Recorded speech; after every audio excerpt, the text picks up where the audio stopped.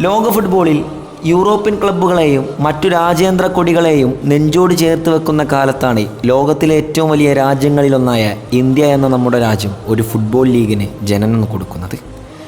അതിനവർ ISL എന്ന് പേരുനാമീകരണം ചെലുത്തി. 2014 പ്രഥമ ISL തുടങ്ങുമ്പോൾ 8 ടീമുകളിൽ ഒന്നായി മഞ്ഞക്കുപ്പായത്തിൽ കേരള ബ്ലാസ്റ്റേഴ്സ് എന്ന ടീമും ഇടം നേടിയിരുന്നു. പിന്നീട് സ്വന്തം നാടിൻ്റെ പേരിൽ ഒരു ഫുട്ബോൾ ക്ലബ്ബ് വന്നതോടെ ഒഴുകിയെത്തിയ ജനക്കൂട്ടം അവരെ നെഞ്ചിലേറ്റി തുടങ്ങി. അന്നവർ ആ ടീമിനെ കഴിവിടാതെ ഡേവിഡ് ജെയിംസിൻ്റെയും ഇയാൻ ഹ്യൂമിൻ്റെയും നേതൃത്വത്തിൽ പലരെയും വെട്ടിമാറ്റിക്കൊണ്ട് ഫൈനലിൽ പ്രവേശിച്ചു. ഫൈനലിൽ തിരിച്ചടിയേറ്റതോടെ ഓരോ ആരാധകൻ്റെയും കണ്ണീർത്തുള്ളികൾ ആ മൈതാനത്ത് ഇറ്റി വീണു. മറക്കാനാവാത്ത ഒരു സീസണിന് ശേഷം മറ്റൊരു അംഗത്തിനു കൂടെ കേരള ബ്ലാസ്റ്റേഴ്സ് തയ്യാറായി. ഇവിടെ പുതിയ മുഖങ്ങളുടെ കടന്നുവരവ് പലരെയും ആത്മവിശ്വാസത്തിൻ്റെ നെറുകയിലെത്തിച്ചു. പക്ഷേ കൈവിടാത്ത ആവേശങ്ങൾ മാത്രം ബാക്കി നിൽക്കെ ആ സീസണും കൈവിട്ടുപോയി. പിന്നീടൊരു സീസണിന് സ്വപ്നങ്ങളുടെ നിലവറ തുറക്കുന്നത് പോലെയായിരുന്നു. ഒരു പുതിയ തന്ത്രശാലിയുടെ കടന്നുവരവ് അവരെ ആവേശത്തിലാക്കി. കോപ്പലാശാനെന്ന് പലരും അയാളെ വാഴ്ത്തപ്പെട്ടു. അതെ, മറ്റൊരു ഫൈനൽ ശാപം കൂടെ അവരെ പിന്തുടർന്നു. പക്ഷേ ആ സീസണിൽ മറക്കാൻ കഴിയാത്ത പലരും മനസ്സിലിടം പിടിച്ചു.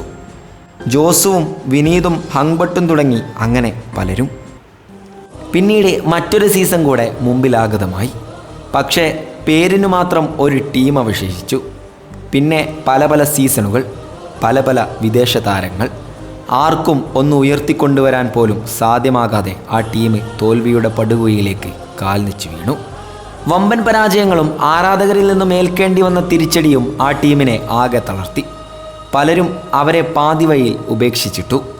ഓരോ സീസൺ കഴിയുമ്പോഴും വാക്കുകൾ തമ്മിൽ കോർക്കുക മാത്രമുണ്ടായി. പ്രതീക്ഷകൾ വീണ്ടും നീണ്ടു നിൽക്കുകയായിരുന്നു. ഇവിടേക്കാണ് 2021-22 സീസൺ കടന്നു വരുന്നത്. അടിമുടി മാറ്റം വരുത്തിയ ഒരു ടീമുമായി മഞ്ഞപ്പടയാളികൾ കളത്തിലിറങ്ങുന്നു. പെരേറഡേസ് എന്നും അൽവാറോ വാസ്കിസ് എന്നും അഡ്രിയാൻ ലൂണയും എനസ് സിപ്പോവിച്ചും ആൻഡ് മാർക്കോ ലെസ്കോവിച്ചും, ഈ 5 പേരടങ്ങുന്ന ഒരു വിദേശ താരനിര. ഇവർക്ക് പുറമെ ഇവാൻ വുക്കമനോവിച്ച് എന്ന തന്ത്രശാലിയും. അതെ, ബ്ലാസ്റ്റേഴ്സ് മാറാൻ തുടങ്ങി. പലരും കൂക്കി വിളിച്ച അതേ സ്വരത്തിൽ തന്നെ പ്രശംസിച്ചു കൊണ്ടിരുന്നു. അറ്റ് ലാസ്റ്റ് ടൈം ആ ടീമിനെയും കൊണ്ട് ഇവാൻ എന്ന തന്ത്രശാലി ഫൈനലിൽ എത്തി നിന്നു. പക്ഷേ അവിടെയും ഹൈദരാബാദ് എന്ന വേടന്മാർക്ക് മുമ്പിൽ അടിപതറി. മറക്കാൻ കഴിയാത്ത ആ സീസൺ ഇന്നും ഓർമ്മയിൽ തെളിഞ്ഞു നിൽക്കുന്നു. ഗില്ലും നിഷുവും കബ്രയും ജസലും സഹലും സഞ്ജീവും അടങ്ങുന്ന ഒരിക്കലും മറക്കാൻ കഴിയാത്ത ഓരോ മുഖങ്ങൾ. പിന്നീട് പലരും ആ ടീം വിട്ടുപോയി. പക്ഷേ അയാൾ അവിടെ തന്നെ നിലയുറപ്പിച്ചു. Ivan Vukomanovic. അയാൾക്ക് ആ ടീം എന്താണെന്നറിയാമായിരുന്നു, എങ്ങനെയാക്കണമെന്നും അറിയാമായിരുന്നു. അയാളോടൊപ്പം ലെസ്കോവിച്ച് എന്ന ഡിഫൻഡറും അഡ്രിയാൻ ലൂണ എന്ന ഓളിൻ്റോളും അവിടെ തന്നെ നിലയുറപ്പിച്ചു. അവരെ പറയാതെ ഒരിക്കലും കേരള ബ്ലാസ്റ്റേഴ്സിൻ്റെ ചരിത്രം പൂർത്തിയാവുകയില്ല. പിന്നീട് മറ്റൊരു സീസണും കടന്നു വന്നു. പക്ഷേ ഒരു വിവാദ ഫ്രീ കിക്കിൻ്റെ പേരിൽ ആ സീസണും ഞങ്ങളെ വിട്ടുപോയി. അടുത്തതായിട്ടാണ് ഇനിയുള്ള കഥ പറയാൻ കിടക്കുന്നത്. ഈ നടന്നുകൊണ്ടിരിക്കുന്ന സീസണിൽ അവരൊരിക്കലും പിന്നോട്ടില്ല. ഇന്ന് ടേബിളിൽ 1-ാം സ്ഥാനക്കാരാണ്. കളി തുടങ്ങുന്നത് മുതൽ അവസാനിക്കുന്നത് വരെ പലരും അവരുടെ കൈകളിൽ ഉണ്ടായിരുന്നു. എന്നാൽ ഇന്ന് 12-13 മത്സരങ്ങളോളം പൂർത്തിയാകുമ്പോൾ പല യുവതാരങ്ങളും പല വിദേശ താരങ്ങളും, എന്തിനു പറയണം അഡ്രിയാൻ ലൂണ പോലും അവർക്കൊപ്പമില്ല.